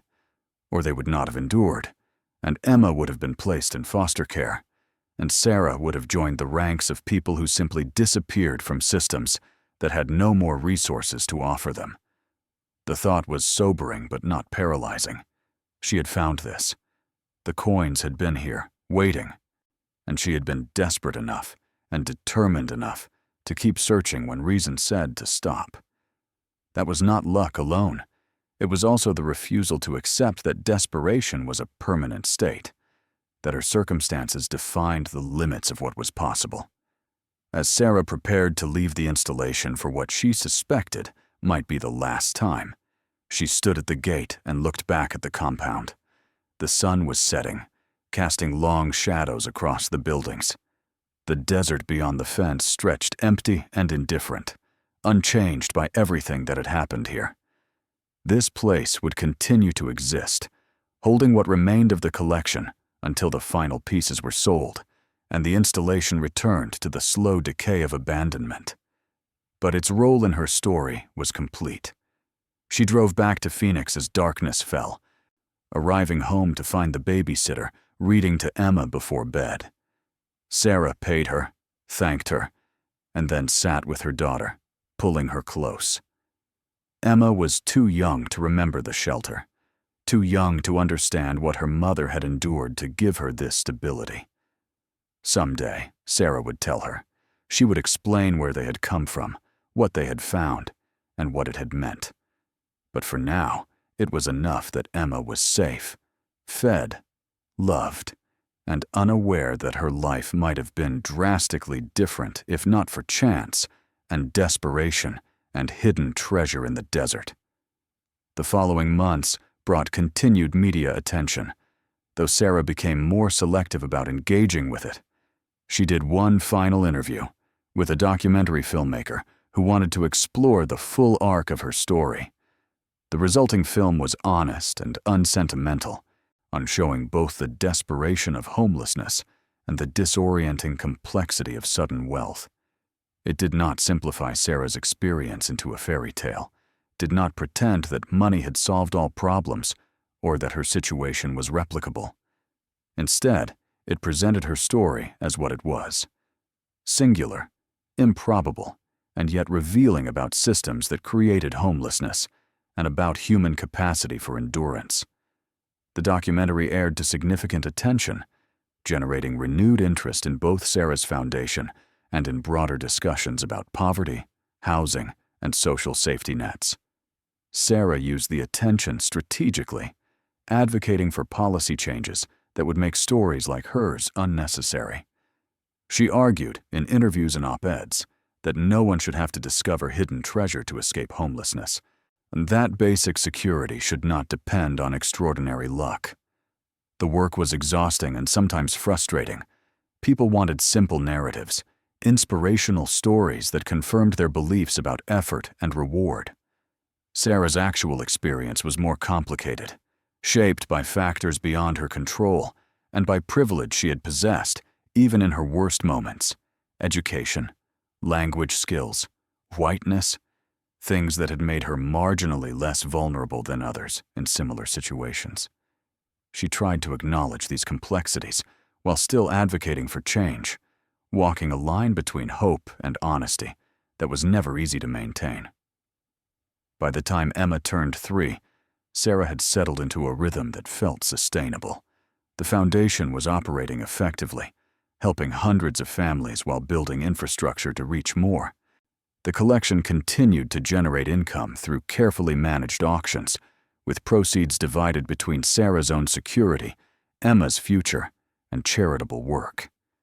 The installation remained secure, its remaining contents protected and gradually being dispersed to museums and collectors who would preserve them properly. Sarah had learned to live with wealth in ways that felt authentic to who she was. She did not spend extravagantly, did not seek status or luxury. The house in Phoenix was comfortable but not ostentatious. She drove a reliable car, not a luxury vehicle. She employed people, the foundation staff, the caretaker at the installation, household help when needed. But she paid them fairly and treated them with respect that came from having been in positions without power herself. What she valued most was time. Time with Emma, watching her grow and develop. Time to read, to think, to process what had happened to her. Time to build relationships that were based on present circumstances rather than past desperation or current wealth. She had friends now, people who had met her after the discovery and knew her as she was currently, not as she had been. These relationships felt fragile sometimes, untested by the kind of hardship that reveals character. But they were real, and they mattered. One evening, while putting Emma to bed, Sarah told her daughter a simplified version of their story. Not the full truth. Emma was too young for that, but a fairy tale version about a mother and daughter who found treasure when they needed it most. Emma listened with wide eyes, then asked the question children always asked, "And they lived happily ever after?" Sarah smiled, but she was honest. "They lived safely ever after," she said, "and that was pretty good." Emma seemed satisfied with that answer, and Sarah hoped it was one her daughter would remember. Not happiness as an endpoint or guarantee, but safety as a foundation from which other good things might become possible. That was what the treasure had really given them. Not happiness, which was too ephemeral and dependent on factors beyond anyone's control, but safety, which was concrete and protected and sufficient. As Sarah turned off the light and closed Emma's door, she thought about the shelter where they had slept on narrow cots, surrounded by strangers. She thought about Diane, who had counseled against the desert, but provided money anyway. She thought about Marcus, who had helped without asking for recognition. She thought about Philip and Linda, and all the others who had taken her seriously when she had every reason to be dismissed. And she thought about the installation, the sealed building, the coins hidden in darkness, waiting for someone desperate enough to find them. The story could have ended differently at any point. She could have dismissed the inheritance email as spam. She could have stayed in the city, trusting systems that had already failed her. She could have left the sealed building unexplored, assuming its contents had been removed long ago. The chain of small decisions that led from desperation to discovery to transformation could have broken at any link, and she would have remained among the invisible, the struggling, the people whose stories did not have dramatic reversals, because most stories did not. But it had not broken. She had made different choices, or been forced by circumstances to make them, and the result was this: a house, a daughter sleeping safely, resources sufficient for a lifetime, and the capacity to help others who needed what she had once needed so desperately. It was more than enough. It was everything. The years ahead would bring their own challenges. Sarah knew that. Emma would grow, would ask harder questions, would have to navigate the complexity of privilege earned through suffering. The foundation would face limitations, would be unable to help everyone, would struggle with the gap between what was needed and what was possible. Sarah herself would have to continue learning how to be someone with resources, how to use wealth responsibly, how to avoid the insularity that money encouraged. But those were problems of a different order than the ones she had faced in the shelter. They were problems she could address from a position of security rather than desperation. And that difference, that fundamental shift from precarity to stability, was what the treasure had ultimately meant. Not the glamour of wealth or the drama of discovery, but the quiet certainty that tomorrow would not bring catastrophe, that Emma would have food and shelter and opportunity, that they would be okay. As Sarah prepared for bed that night, she checked her phone one final time. Among the messages was one from the foundation director with an update on a family they had helped that week. A single mother with 2 young children, evicted from her apartment, now housed in a motel room with rental assistance on the way. It was a small thing, for temporary help for one family among millions who needed it. But it was something, and something Sarah had learned was better than nothing. Sometimes, something was everything. She fell asleep thinking about the coins still waiting in the sealed building, about the auctions yet to come, about Emma's future, and the foundation's work, and all the ways that hidden treasure, once discovered, continued to reveal its value long after the initial moment of finding. The desert outside Phoenix stretched dark and vast, holding its own hidden things, its own secrets. But Sarah no longer needed to search for them. She had found what she needed. The rest was simply learning to live with grace in the space between what had been and what now was possible. The story did not end with dramatic climax or final resolution. It simply continued, day by day, a choice by choice, building a life that would have been impossible without extraordinary luck, and yet wasn't defined by that luck alone. Sarah had been homeless. She had discovered treasure. Both were true. But what mattered most was what she did with the space between those truths, how she shaped the story going forward, and whether Emma would grow up knowing that security was not magic or accident, but something fought for, discovered, and then carefully protected. As dawn broke over Phoenix, light spilling through windows into rooms that were warm and safe and theirs, Sarah woke to Emma's voice calling for her. She rose, lifted her daughter into her arms, and began another day. The treasure was real, the transformation was complete, and the future, uncertain as it always was, held possibilities that homelessness had once made unimaginable. That was enough. That was everything. 5 years after the discovery, Sarah stood in the conference room of a downtown Phoenix office building, looking out at the city that had become her home. The Foundation's headquarters occupied the entire 3rd floor now, a far cry from the modest rented space they had started with. Behind her, the walls displayed photographs of families the Foundation had helped, faces representing stories of survival and transformation that echoed her own in small but significant ways. The board meeting was scheduled to begin in 10 minutes. Sarah had assembled the group carefully over the years, people who understood poverty not as an abstract problem, but as lived experience.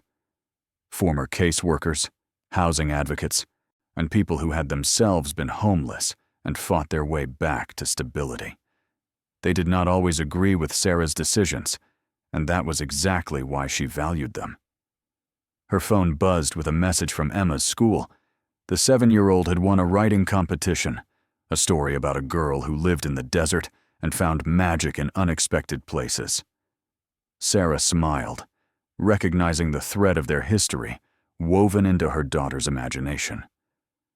Emma knew the outline of what had happened, understood they had once struggled, and then found something valuable.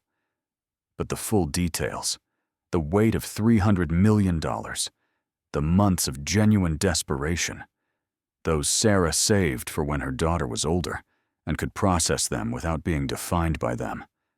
The board members began arriving, and Sarah shifted her focus to the agenda before them. The Foundation had reached a crossroads. They had helped nearly 3,000 families in 5 years, providing direct cash assistance without conditions or requirements. The model had proven effective, but it had also revealed its limitations. Individual assistance prevented immediate crisis, but did not address the structural factors that created homelessness in the first place.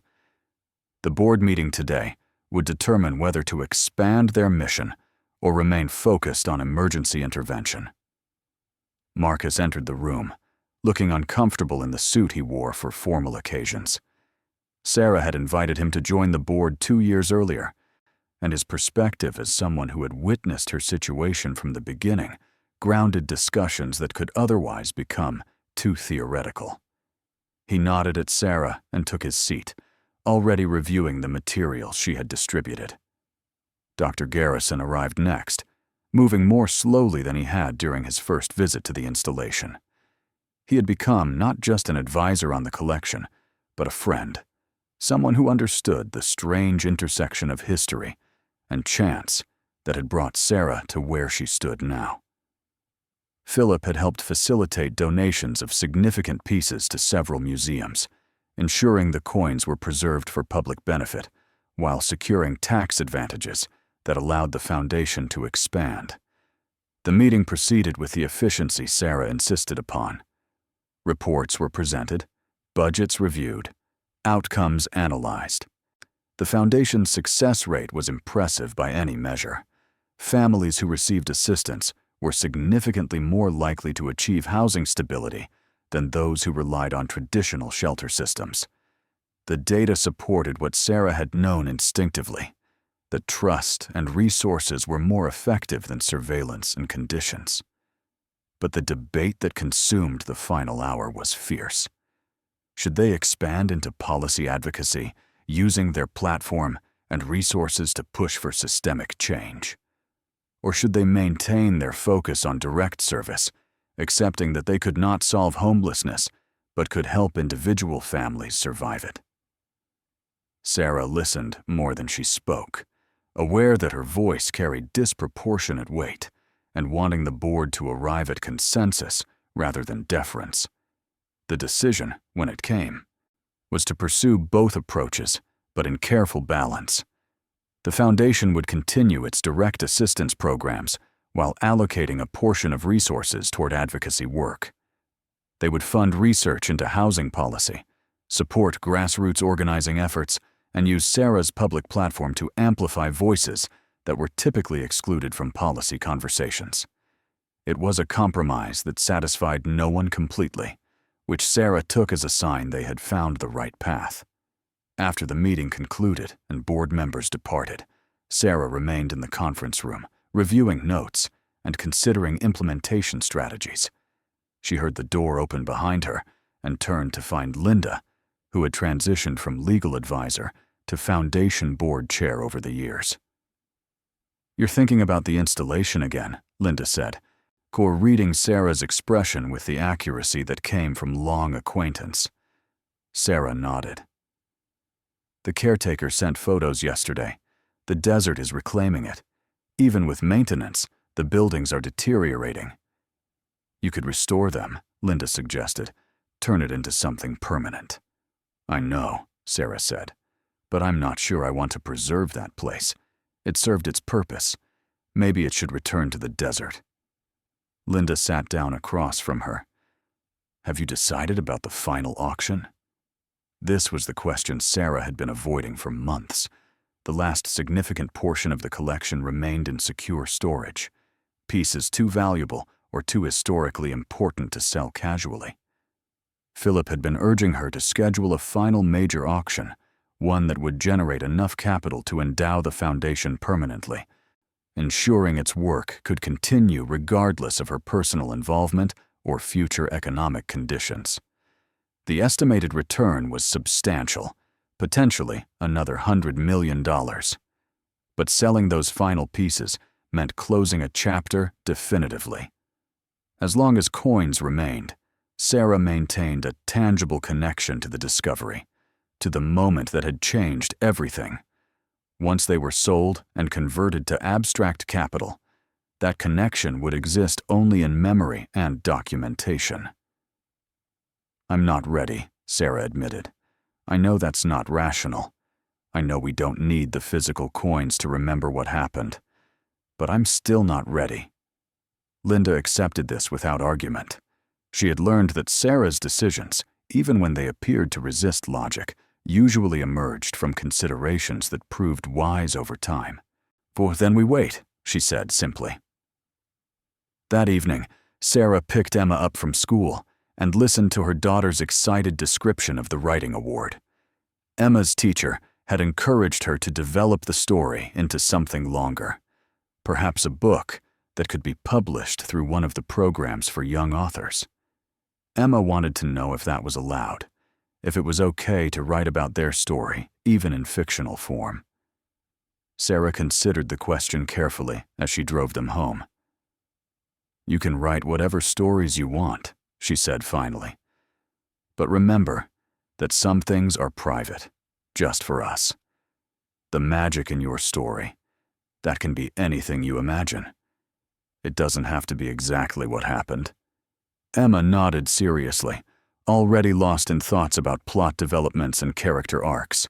For Sarah watched her daughter through the rearview mirror and felt the familiar mixture of pride and protective concern that defined parenthood. Emma would grow up with advantages Sarah had never had, but she would also grow up knowing that security was not guaranteed, that circumstances could change dramatically, that survival sometimes required recognizing opportunities others dismissed as worthless.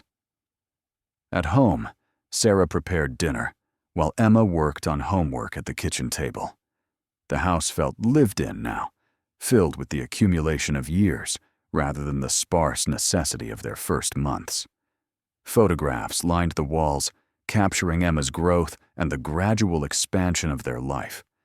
Sarah had been careful about which memories to preserve visually, selecting images that showed joy and normalcy rather than wealth or excess. After Emma went to bed, Sarah opened her laptop and navigated to a folder she accessed rarely but never deleted. Inside were the original photographs from the installation, images captured during those first desperate weeks. The shelter building with its bare walls and empty lockers. The sealed building before she had forced entry. The rows of boxes still stacked in military precision, her hands holding the first coin she had extracted, fingers dirty with dust and rust. She studied these images as though they depicted someone else's life, and in many ways they did. The woman in those photographs existed in a state of desperation Sarah could remember intellectually, but no longer feel viscerally. 5 years of security had smoothed the sharp edges of panic, had allowed her body to forget the constant alertness that poverty demanded. And she was grateful for that forgetting, but she was also wary of it. Forgetting too completely meant losing empathy, meant becoming the kind of wealthy person who could not imagine why simple solutions did not work for people still struggling. A news alert appeared on her screen, an article about rising homelessness rates in Phoenix. The numbers were staggering, increasing even as the economy recovered from its various crises. Sarah read the article carefully, noting the quoted officials who spoke about the problem as though it were abstract, as though solutions were purely technical rather than moral and political. She drafted a response, an op-ed that drew on both her experience and the Foundation's data, and sent it to her media contact. Whether it would be published was uncertain, but she had learned that speaking consistently, even when individual statements seemed to disappear into noise, gradually accumulated into influence. The following weekend, Sarah took Emma to one of the museums that now displayed pieces from the collection. The exhibit was beautifully curated, showing not just the coins, but the historical context that made them significant. Cases explained the California gold rush, the evolution of American currency, the transition from gold-backed money to fiat systems. Emma moved through the exhibit with interest, pausing longest at a display showing what life was like during different historical periods when the coins were in circulation. "These were ours?" Emma asked, pointing to a particularly impressive gold piece. "They were in the building we found them in," Sarah corrected gently. "But they belonged to history, really. We just took care of them for a while." Emma accepted this explanation and moved on to the next display. Sarah lingered, reading the placard that acknowledged her donation, and briefly mentioned the discovery. The language was neutral, academic, stripping the story of its emotional content. That was appropriate for a museum context, but it left Sarah feeling oddly erased. Her experience had been dramatic, transformative, impossible to capture in a few sentences of institutional prose. As they left the museum, Emma asked the question Sarah had been expecting, but dreading. "Mom, why were we homeless? What happened?" Sarah found a bench outside and pulled Emma close. This was the conversation she had been preparing for, knowing it would come eventually. She kept her explanation age-appropriate, but honest. She talked about losing her job, and about Emma's father leaving, about how quickly stability could unravel when multiple problems converged. She explained that the systems meant to help people in crisis were overwhelmed and insufficient, that she had done everything right and still ended up with nowhere to live. "But we're okay now," Emma said, seeking reassurance. "We are," Sarah confirmed, "and we're going to stay okay.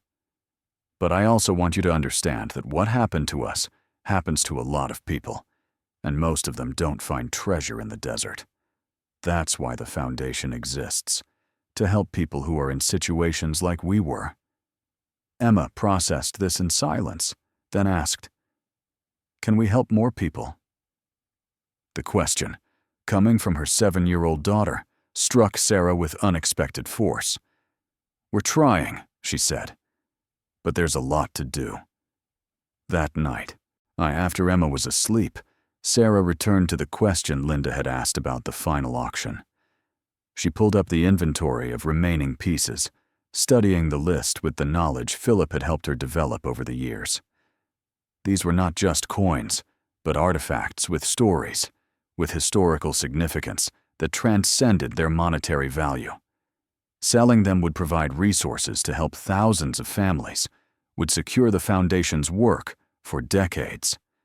But it would also mean accepting fully that her relationship with the discovery was finished, that she was no longer the guardian of something extraordinary, but simply someone with resources to deploy. She made her decision. The auction would proceed, but on her timeline, when she felt ready to let go completely. That might be next year or 5 years from now. But it would happen, because holding on to the coins indefinitely served her emotional needs rather than the practical purpose they could fulfill through sale and conversion.